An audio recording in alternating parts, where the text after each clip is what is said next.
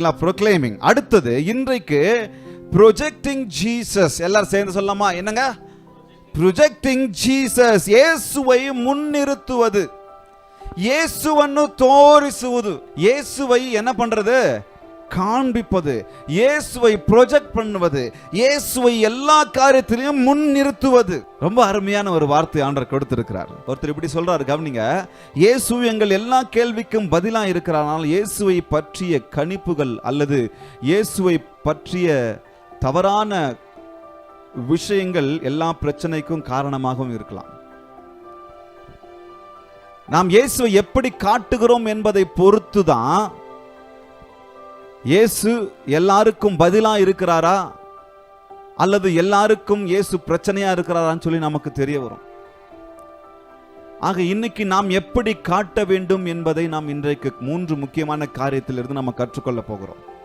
சாதாரண வார்த்தைகள் தான், நம்முடைய அன்றாட வாழ்க்கையில் பயன்படுத்த வேண்டிய வார்த்தைகள் தான், பயன்படுத்த வேண்டிய காரியங்கள் தான்.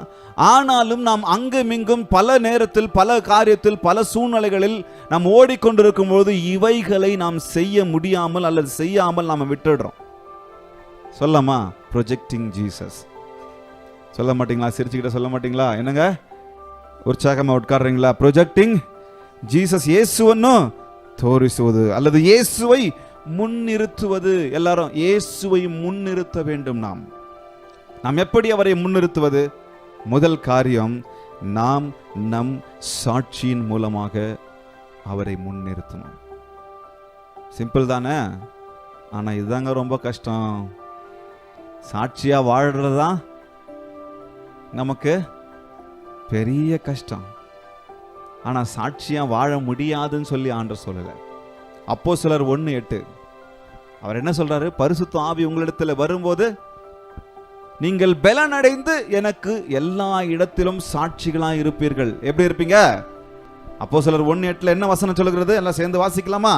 நீங்கள் ஆவி உங்களிடத்தில் வரும்போது நீங்கள் பலன் அடைந்து எருசலேமிலும் யூதேயா முழுவதிலும் சமாரியாவிலும் பூமியின் கடைசி பரியந்தமும் எனக்கு சாட்சியா இருப்பீர்கள். ஹalleluya. கரங்களை தட்டலாமா? ஹalleluya. எங்கங்க வசனம் எப்படி சொல்லுகிறது? பரிசுத்த ஆவி உங்களிடத்தில் வரும்போது நீங்கள் என்ன பண்ணுவீங்க? பலன் அடைந்த பிறகு முதல்ல எங்க சொல்லுது பிரதர்? எருசலேமிலும் யூதேயா முழுவதிலும் சமாரியாவிலும் பூமியின் கடைசி பரியந்தமும் எனக்கு என்னவா இருப்பீங்க? சாட்சியாயிருப்பீர்கள். ஆக இயேசுவை நான் எப்படி ப்ரொஜெக்ட் பண்ணணும்? எப்படி ப்ரொஜெக்ட் பண்ணுவது? எப்படி முன்னிறுத்துவது? எப்படி அவரை நான் காண்பிப்பது? என்னுடைய வாழ்க்கையில நான் என்னை ஒரு சாட்சியுள்ள வாழ்க்கையை வாழ்ந்து அவருக்கு காண்பிக்கணும். அவருக்கு இல்ல, ஜனங்களுக்கு காண்பிக்கணும். இந்த சாட்சி இல்லாத வாழ்க்கையின் நிமித்தமா தான் இன்னைக்கு ரொம்ப மோசமான சூழ்நிலை போய்கிட்டு இருக்கு. நான் சொல்றேன் பாருங்க, அப்போஸ்தலர்கள் காலத்துல எப்படி இருந்தாங்க? இங்க பாருங்க, வார்த்தை சொல்லுகிறது, they retained unity. அவர்கள் ஒற்றுமையை தக்க வைத்துக் கொண்டார்கள்.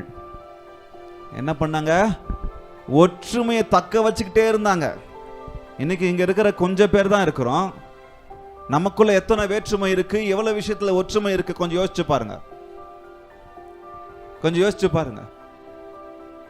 தனித்தனியா இருக்கும்போது நானும் உங்களை குறித்து என்ன யோசிக்கிறேன், நீங்க என்ன குறித்து என்ன யோசிக்கிறீங்க, கொஞ்சம் யோசிச்சு பாருங்க. என்ன பேசுறோம், என்ன யோசிக்கிறோம், கொஞ்சம் யோசிச்சு பாருங்க. இங்க வார்த்தை சொல்லுகிறது பாருங்க, அப்போஸ்தலர் 1:2-3 வார்த்தை சொல்லுகிறது, அவர்கள் எல்லாரும் ஒருமனப்பட்டு ஓரிடத்தில் வந்தார்கள். என்னங்க பட்டாங்க? எல்லாம் சொல்லலாமா? அந்த யூனிட்டியை தக்க வச்சு கொண்டாங்க. ஹல்லேலூயா. அந்த என்ன பண்ணாங்க? அவர்கள் அந்த யூனிட்டி, அந்த ஒற்றுமையை தக்க வைத்துக் கொண்டாங்க. அடுத்து பாருங்க 44வது வசனத்துல, விசுவாசிகள் எல்லாரும் ஒருமித்திருந்து. இத சொல்லலாமா? என்னங்க? ஒருமித்திருந்து. எவ்வளவு பேருங்க? விசுவாசிகள் 2 பேர் மாத்திரமா? 2 பேரும் ஒற்றுமையா இருக்கணும். ஆனா இங்க எவ்வளவு பேர் தெரியுமா? நிறைய பேர். எல்லாருமே எப்படி இருந்தாங்க? ஒருமித்திருந்து. 46வது வசனத்துல, அவர்கள் ஒருமனப்பட்டவர்களாய் தேவாலயத்திலே அனுதினமும் தரித்திருந்து. என்னங்க? வீடுகள் அனுதினமும் என்ன பண்ணாங்க?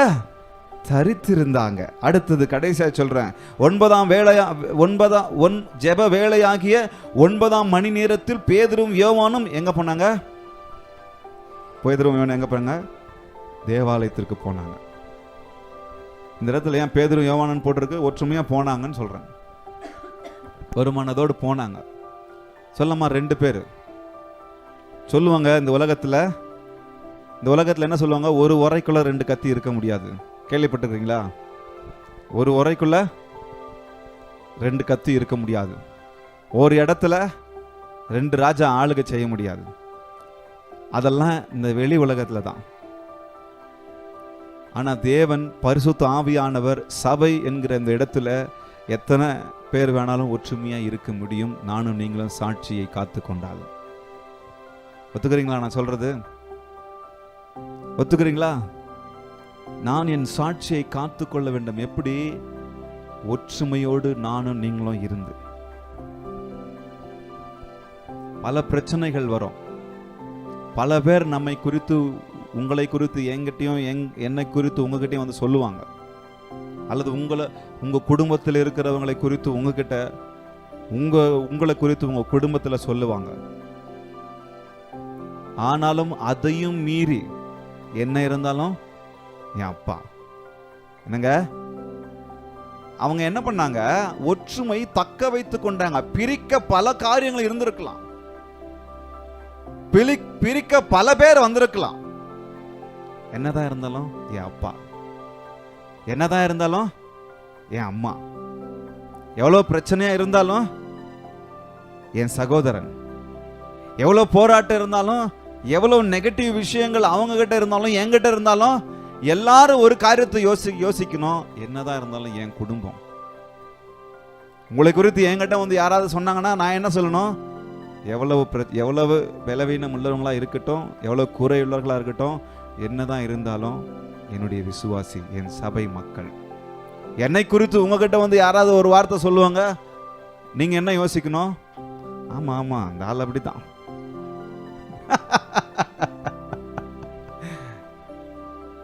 ஏதோ ஓட்டிக்கிட்டு போய்கிட்டு இருக்கிறான், அவங்க இருக்கிறதுனால இவங்க இருக்கிறதுனால. என்னதான் இருந்தாலும் என்னுடைய போதகர், என்னுடைய ஊழியக்காரன், for the sake of, இல்லையா? கொஞ்சம் யோசித்து பாருங்க. என் சாட்சியை நான் காத்துக்கணும்னா என் ஒற்றுமையை காத்துக்கணும். அவங்க எல்லாம் ஒற்றுமையை தக்க வச்சுக்கிட்டாங்க. பிரச்சனை வராம இருந்திருக்குமா? வந்துகிட்டே இருந்தது கூட. இந்த 12 அப்போஸ்தலர்களும் எப்படி இருந்தாங்க தெரியுமா? ரத்த சாட்சியா மரித்தாங்க. இயேசுவை பிரசங்கித்ததுனால, இயேசுவை ப்ரொக்ளைம் பண்ணதுனால, இயேசுவை சொன்னதுனால, இயேசுவை கொண்டு போய் சேர்த்ததுனால எப்படி இருந்தாங்க? ரத்த சாட்சியா மரித்தாங்க. அப்போ இவன் ஏன் அதை பண்ண போனா?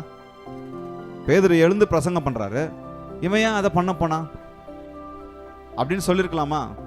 இன்னைக்கு நானும் நீங்களும், நீங்க ஏதோ ஒன்று செய்ய போறீங்க, உங்களுக்கு வேற வேலை இல்லையா? ஏன் அதை செய்ய போறீங்க? நான் ஏதோ செய்ய போறேன், நீங்க என்ன பண்ணுவீங்க? இவருக்கு என்னத்துக்கு இந்த வேலை? யோசிக்கிறதே இல்லை இந்த பாஸ்டர். இப்ப இவரால நம்ம எல்லாம் கஷ்டப்பட வேண்டியது இருக்கு. வருமா? நம்ம ஒற்றுமை பிரிக்க பல கேள்விகள் வரும். பல பேர் நம்ம ஒற்றுமை பிரிக்க வருவாங்க. அப்போ அவங்க என்ன பண்ணாங்க? அந்த ஒற்றுமையை ரீட்டைன் பண்ணிக்கிட்டாங்க, ஒற்றுமையை தக்க வைத்து கொண்டாங்க. பக்கத்துல பார்த்து சொல்லுங்க, என்ன நடந்தாலும் நம் சாட்சியை காத்துக்கொள்ள வேண்டும் என்று சொன்னா ஒற்றுமையை தக்க வைத்துக் கொள்ளணும். ஹல்லேலூயா! கத்துக்கிறோமா? ஒற்றுமையை நான் தக்க வைத்துக் கொள்ள வேண்டும், சாட்சியை நான் காத்துக்கொள்ள வேண்டும் என்று சொன்னால் அடுத்தது they received favor. அவங்க ஒவ்வொருத்தரோடும் கூட தயவோடு இருந்தாங்க, தயவை பெற்றுக் கொண்டு இருந்தாங்க. வசனம் சொல்லுகிறது பாருங்க, 47வது வசனத்துல, தேவனை துதித்து ஜனங்கள் எல்லாரிடத்திலும் தயவு பெற்றிருந்தார்கள். ரட்சிக்கப்படுகிறவர்களை அவர் என்ன பண்ணாரு? கர்த்தர் அனுதினமும் சபையிலே கொண்டு வந்து சேர்த்தார். இந்த வார்த்தையை சொல்லாமா? எல்லாரும் சேர்ந்து சொல்லாமா? என் பின்னாடி சொல்றீங்களா? தேவனை துதித்து, இன்னொரு தடவை சொல்லலாம், தேவனை துதித்து ஜனங்கள் எல்லாரிடத்திலும் தயவு பெற்றிருந்தார்கள். அப்போ அந்த தயவு பெற்றிருந்ததுனால ரட்சிக்கப்படுகிறவர்களை ஆண்டவர் என்ன பண்ணாரு? அனுதினமும் என்ன பண்ணாரு? கரங்களை தட்ட மாட்டீங்களா? அனுதினமும் சபையிலே சேர்த்து கொண்டு வந்தார். அவர்கள் சாட்சியை காத்து கொண்டார்கள், அவர்கள் ஒற்றுமையை காத்து கொண்டார்கள், அவர்கள் எல்லாரிடத்திலும் தயவு பெற்றிருந்தார்கள். எப்படிங்க இது சாத்தியம்? ஒரு 10 பேர் இருக்கிறாங்கன்னா நம்ம மேல 3 பேர் வேற மாதிரி இருக்க மாட்டாங்க? ஆனா எல்லாரிடத்திலும் தயவு பெற்றிருந்தாங்க. ஆனா ஒரு சிலர் அவங்களை எதிர்த்தாங்க. நீங்க வாசிக்க தெரியும். ஆனா மோஸ்ட் எல்லா ஜனங்களிடத்திலும் அவங்க என்ன பண்ணாங்க? தயவு பெற்றிருந்தாங்க. இந்த சாட்சி அவர்கள் காத்து கொண்டதுனால, அந்த ஒற்றுமையை அவர்கள் காத்து கொண்டதுனால, எல்லா சூழ்நிலையிலும் ஆண்டவரை பிரசங்கித்ததுனால, அவரை ப்ரொக்ளைம் பண்ணதுனால ரட்சிக்கப்பட்டாங்க. மக்கள் எங்க ரட்சிக்கப்பட்டாங்க? எங்க ரட்சிக்கப்பட்டாங்க? முதல்ல அவங்க சாட்சியை காத்து கொண்டாங்க, சமுதாயத்தில் அவங்க ரட்சிக்கப்பட்டாங்க. ஓஹோ, இவங்க பார்ப்பா எந்த அளவுக்கு ஒற்றுமையா இருக்கிறாங்க, ஹல்லேலூயா, இவங்க பார்ப்பா எந்த அளவுக்கு சந்தோஷமா இருக்கிறாங்க, இவங்க பார்ப்பா எல்லாரோடும் தயவா இருக்கிறாங்க, எல்லாரோடும் ஸ்மூத்தா ஹேண்டில் பண்றாங்க. இன்னைக்கு பார்க்கிங் பிரச்சனை இன்னைக்கு எவ்வளவு பெரிய பிரச்சனை இருக்கு இந்த உலகத்துல. பெங்களூர்ல எவ்வளவு பெரிய கேஸ் ஆயிருக்கு தெரியுமா? பார்க்கிங்குக்கு கேள்விப்பட்டிருக்கிறீங்களா? வண்டியை விடுறதுக்கு எவ்வளவு பெரிய பிரச்சனை. மேட்ரு அது இல்லை, உள்ளுக்குள்ள பெரிய மேட்ரு. ஆனா பார்க்கிங்னால எவ்வளவு பெரிய பிரச்சனை. இன்னைக்கு ஒருத்தர் பக்கத்து வீட்டுக்கார் எவ்வளவு பேர் சொல்றீங்க, பக்கத்து வீட்டுக்கும் எதுவும் பிரச்சனையே இல்லாம இருக்கிறீங்க அப்படின்னு சொல்லி. நான் என்ன சொல்ல மாட்டேன். 2 பேர் ஒரு மனசா போறது ரொம்ப கஷ்டம், ஆனா போக முடியும். தயவு பெற்றிருந்தார்கள் இவர்கள். இருக்கும் பிரச்சனைகள் இருக்கும், அக்கம் பக்கம் வீட்டுக்கிட்ட பிரச்சனை இருக்கும். ஆனா ஒரு தேவ பிள்ளையாய் நானும் நீங்களும் என்ன பண்ணணும்? என் சாட்சிய என்னங்க, என் சாட்சியை நான் காத்துக்கொள்ளணும். என் சாட்சியை நான் காத்துக்கொள்ளணும்னா அப்ப ஜனங்கள் எல்லாரும் என்ன பண்ணாங்க? அனுதினமும் எங்க வந்து கொண்டு வந்து சேர்த்தாரு? அப்ப சமுதாயத்துல என்ன ஜனங்க பாக்குறாங்க. நான் இயேசுவை ப்ரொஜெக்ட் பண்றேன். எப்படி ப்ரொஜெக்ட் பண்றேன்? என் சாட்சியின் மூலமாய் ப்ரொஜெக்ட் பண்றேன், என் ஒற்றுமையின் மூலமாய் ப்ரொஜெக்ட் பண்றேன். அப்ப ஜனங்க என்ன பாக்குறாங்க, எல்லாரோடும் நல்லா பேசுறானப்பா, இவன் நல்லா பழகுறான எல்லாரோடையும். என்னுடைய சாட்சியை பாக்குறாங்க, என்னுடைய பரிசுத்தத்தை பாக்குறாங்க, என்னுடைய நடவடிக்கையை பாக்குறாங்க. அப்ப நான் எல்லாரோடும் முடிந்த அளவுக்கு எல்லாரோடும் சமாதானமாய் நான் இருக்கும்போது அங்க ஆண்டவரை குறித்து நான் வெளிப்படுத்துகிறேன். ஹல்லேலூயா. நான் ஆண்டவரை ப்ரொஜெக்ட் பண்றேன். எங்க? எருசலேமிலும். பரிசுத்த ஆவி உங்களிடத்துல வரும்போது நீங்க எங்க சாட்சியா இருக்கிறீங்க? முதல்ல எருசலேம்ல, உங்க குடும்பத்துல, உங்க சமுதாயத்துல, உங்க தெருவுல, உங்க பட்டணத்துல நான் என்ன பண்றேன்? சாட்சியா இருக்கிறேன்.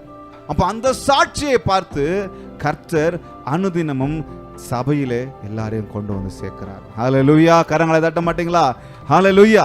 அப்போ என்னுடைய சாட்சி ரொம்ப முக்கியம்.